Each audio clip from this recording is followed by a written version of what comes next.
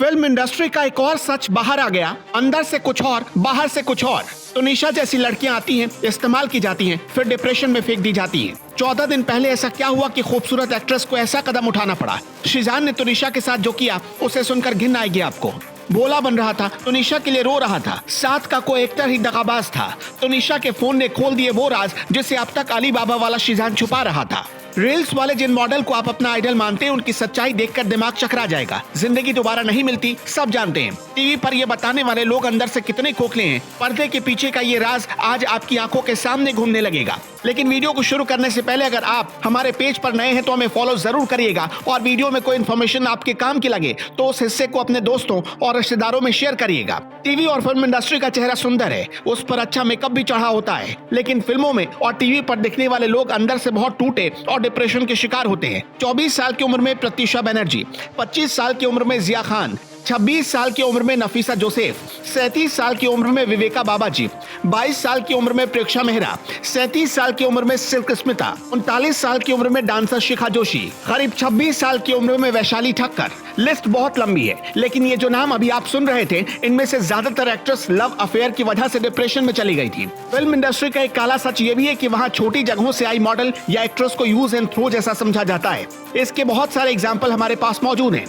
Miss India Nafisa Joseph 26 साल की उम्र में अपने बिजनेसमैन बॉयफ्रेंड गौतम खंडूजा से शादी करने वाली थी, लेकिन ऐन वक्त पर शादी से पहले दोनों का ब्रेकअप हो गया। इसके बाद नफीसा ने अपना चैप्टर क्लोज कर लिया। टीवी एक्ट्रेस कुलजीत रंधावा भी प्यार में नाकाम रही, धीरे धीरे पैसा खत्म हो रहा था, ग्लैमर हाथ से निकलता जा रहा था, उन्होंने भी अपना चैप्टर क्लोज कर लिया। मॉरिशस से हिंदुस्तान मॉडल बनने आई विवेका बाबाजी का अपने बॉयफ्रेंड के साथ रिश्ता बिगड़ा और कुछ हफ्तों में एक अच्छी एक्ट्रेस और मॉडल दुनिया से चली गई। 25 साल की जिया खान के लिए उनकी मां आज भी कोर्ट में लड़ाई लड़ रही है।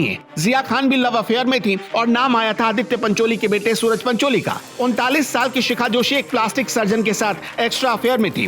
वो प्लास्टिक सर्जन उन्हें ब्लैकमेल करता था और एक दिन शिखा भी दुनिया छोड़कर चली गई। टीवी की बालिका वधू प्रत्यूषा बनर्जी के साथ भी कुछ ऐसा ही हुआ। लव अफेयर में नाकाम होने के संकेत मिले तो जिंदगी ही खत्म कर ली। टीवी एक्ट्रेस वैशाली ठक्कर इसी साल लव अफेयर के चक्कर में ही चली गई। उनका एक्स पुरानी तस्वीरों को लेकर उन्हें ब्लैकमेल कर रहा था। वैशाली ये बर्दाश्त नहीं कर पाई। इसी बॉलीवुड को एक रहस्य और सुलझाने की जरूरत है। पिछले 2 सालों में सुशांत सिंह राजपूत से जुड़े कई लोगों ने अपना चैप्टर क्लोज कर लिया। सुशांत सिंह राजपूत से जुड़ी थी दिशा सालियान। दिशा रहस्यमयी तौर पर चली गई। सुशांत के साथ काम कर रही थी वैशाली ठक्कर। वैशाली ने भी वही किया जो सुशांत ने किया।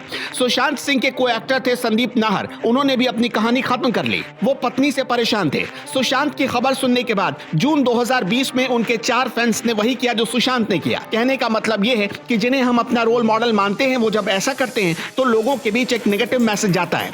सोचिए, जून 2020 से सितंबर 2020 तक, यानी 1 महीने के भीतर सुशांत की खबर से इंडिया के अलग अलग हिस्सों में उनके जाने की खबर सुनकर डिप्रेशन में आए उनके 4 डाइहर्ट फैन ने अपनी कहानी क्लोज कर ली।